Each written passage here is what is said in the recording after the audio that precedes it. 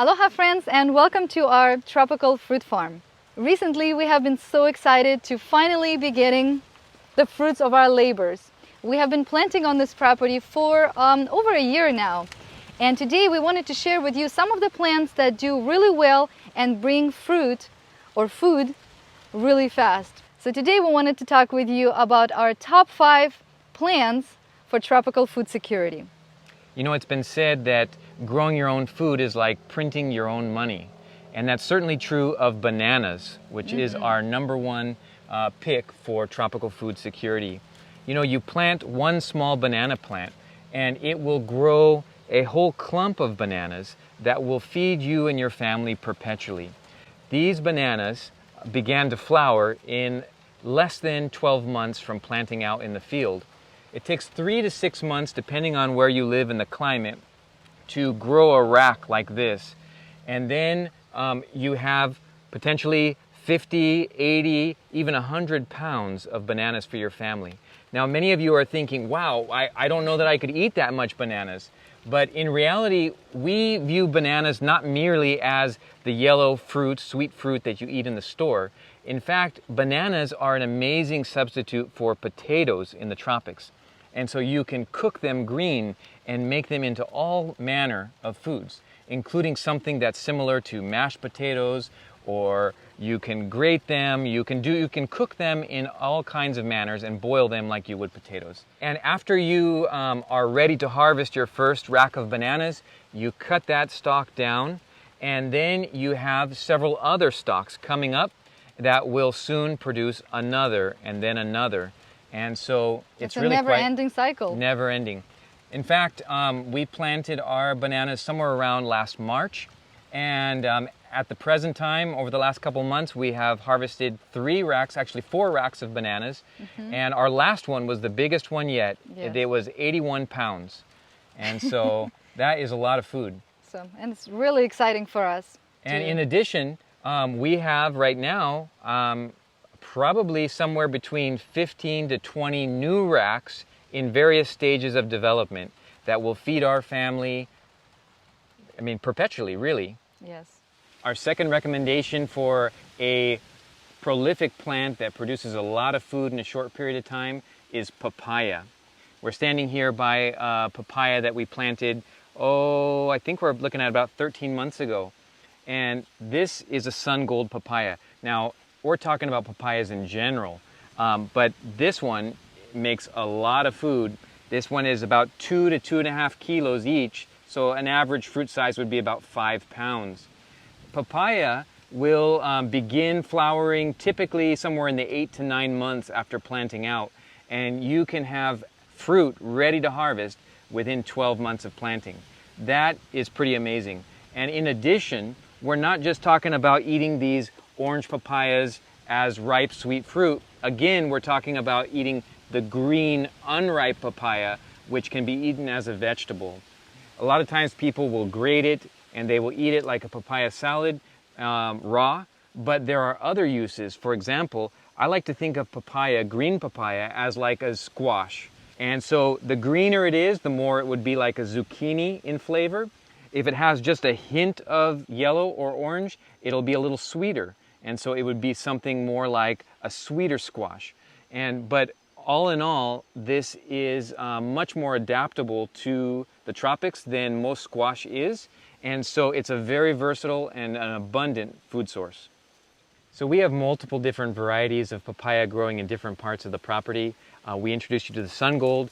This one here is a much smaller Hawaiian variety of papaya. It's part of the Solo family. A little bit underripe, but a lot of very nice flavor. This third papaya here is a type called Bella, and this is a really nice one as well. We typically harvest them for eating for sweet, like breakfast food, when they just have a little bit of the orange, and that helps us to beat the birds to it, and we bring this into the house to finish ripening. But these are really nice.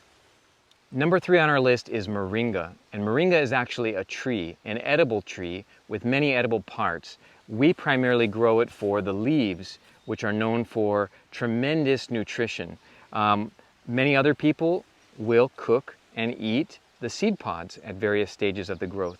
But these leaves are known as a tremendous source of phytochemicals, nutrients, vitamins, minerals, and they are just an overall nutritional powerhouse. So we highly recommend these. We typically would take these leaves like this and we would put them at the end of cooking a pot of beans or anything, soup, stews, whatever it may be. We would add these to it at the end of the cooking to minimize the nutritional damage to the leaves. They're kind of delicate, and we just love eating moringa. This would be one of my top 5 trees to grow for food in a very short period of time. The best ones that we've found have come from, of all places, Amazon, and we choose a variety that's grown in India, and this one is called PKM1. I'll put a link in the description in case you're interested. We've grown moringa from Nigeria, from India, and our preference, of course, they're all good, they're all nutritionally amazing, but our preference is PKM1. Moringa can produce in an incredibly short period of time. You can start harvesting it as soon as it has leaves, essentially. I would say probably somewhere in the 6 to 8 months range, you're going to have food ready to eat. This tree does tend to grow really tall, and so what we would typically encourage, this tree needs a prune. I would just prune it back to about 6 feet, and what it will tend to do is bush out and widen rather than just go straight up. But this is one that you don't want to miss, and it grows actually in many other climates besides the tropics. Okay, so number 4 on our list is actually tropical greens. We're going to share with you a few of our favorites. Tropical greens are an amazing way to grow tremendous amounts of food, nutritious food, in a very short period of time.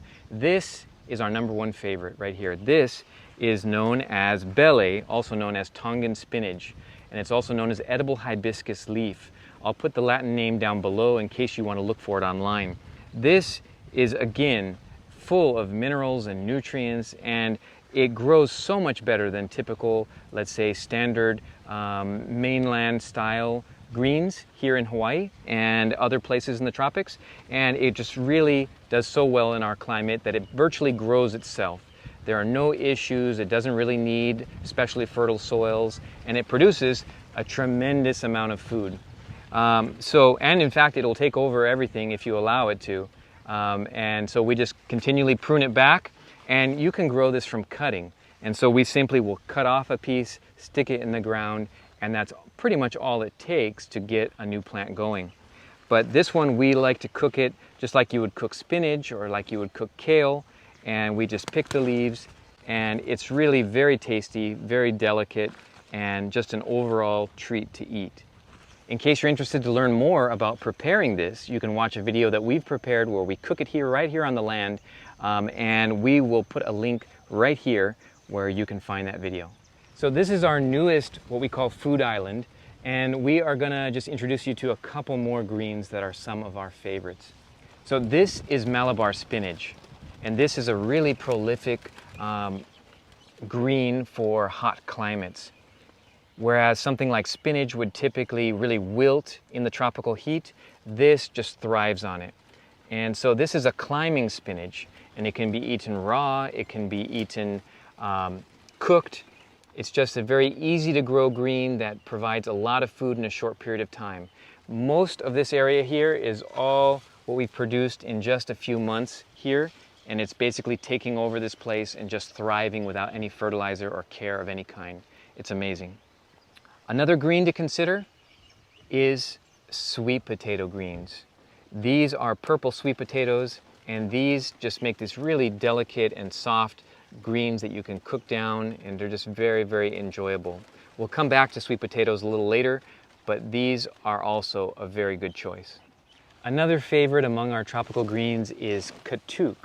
And katuk is a perennial vegetable. It grows in this little bushy form here, and it produces year-round leaves, which we eat. You can eat them raw, you can eat them cooked. To me, they taste like some kind of a snow pea or some kind of a pea. They're quite delicious, actually. You can propagate katuk from either cuttings, or you can do it from little seeds. And the little seed pods, they fall down from the tree and they grow new little bushes, which you can dig up and you can plant around your yard. But this is definitely another good one to have. In the greens category, we have an honorable mention. This one is not strictly tropical, but it is something that does quite well here. This and the others around are various varieties of tree kale. And so these can grow oftentimes as tall as 6 feet, possibly even more, and they can have leaves that are much larger than that would be typical for a typical garden kale. This is just the beginning. These are baby plants, and so these are baby-sized leaves. But this is something that does really well. I'll try to put a link below to where you can find seeds that are similar to those that we're growing here. This is one more variety of the tree kales we were speaking of. This one is called Thousand Head. It's really quite incredible. You can get this from Baker Creek Seeds, and we recommend it. So number 5 on our list is tropical root vegetables. And the best place to start would be with the taro. So taro is an amazing root vegetable. It produces a tremendous amount of food. Not only can you eat the leaves as greens, but we eat the corm or the root.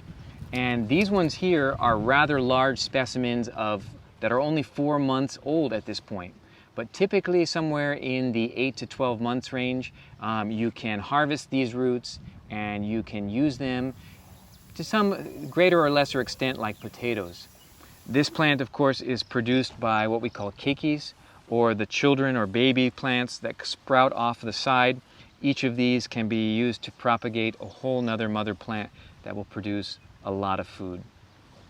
It's amazing, it's self-perpetuating, and it's just something you definitely would want to grow in the tropics.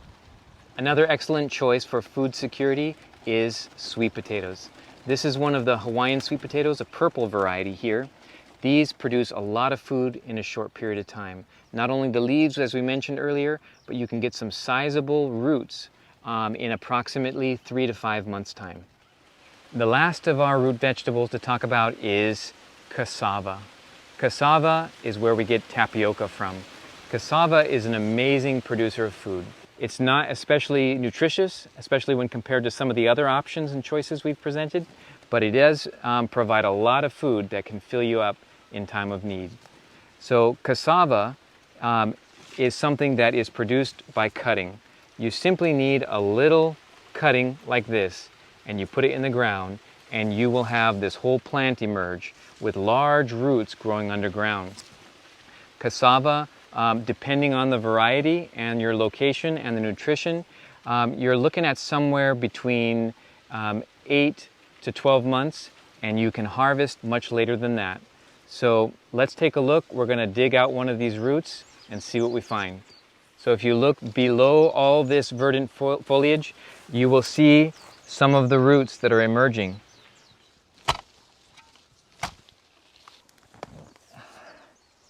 And there you go. That's just one example of a cassava root. And these are running in all directions from this plant. It's basically like having a bank account in the ground that you can withdraw from nearly at any time. In addition to our top 5, we have few honorable mentions as a bonus. This one is a lilikoi or passion fruit. Passion fruit is a vine. It grows on a vine. You can propagate it by seeds or cuttings. It looks like this inside, has lots of seeds. It's really delicious, although it's a little tart. And these are fun to put on your papaya, or you can freeze the juice and make little lilikoi ice cubes and add to your water to make a nice drink. We also like to add this to our sugar cane juice, and these are just delicious and they grow fast. Another one of our favorites is, of course, pineapple. Pineapple grows really fast. Depending on how you plant it, you can get your very first fruit either in 12 months or 18 months time. And you can plant it with the top right here. When the pineapple is ripe, you take the top off and you plant it, and this is what you see here. Or if you look closer here, there are little keikis right here. When they grow a little bigger, you pull them off when you take your pineapple off as well, and you plant that, and this will make pineapple grow much faster in about a year's time. Now this is actually a white pineapple, not the yellow pineapple you see in stores usually. This is a Hawaiian variety. It's much sweeter, it has white flesh inside, and it looks kind of purplish on the outside, and it grows really big. So we really like these are delicious and definitely a nice sweet little bonus. And for our last honorable mention, Here we have sugarcane. Sugarcane is definitely a nice sweet treat that you might like to have on your property. And it grows very fast as well. Sugarcane is propagated by cuttings. Here we have a little bit younger plant, maybe about 4 months, and you can see it's definitely taller than me, and you can't see the canes just yet. And here we have the actual canes. Look how beautiful they are.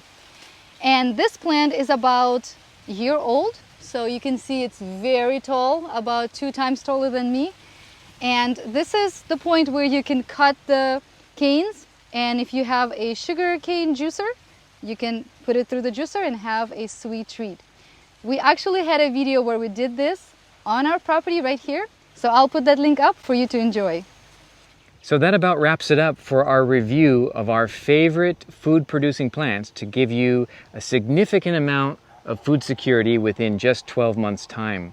It certainly worked well for us. We have come a long ways in the past year. And so we would encourage you, regardless of where you live, to investigate what grows well in your area, especially those things that tend to grow themselves and need as little care as possible. And especially in light of current events, we would challenge you and encourage you to grow as much of your own food as possible for the needs of your family. Well, friends, if you enjoyed this video, we would kindly ask you to leave us a like, and you're free to share this video with your friends. Subscribe if you're new, and we'll see you next time. Aloha and God bless.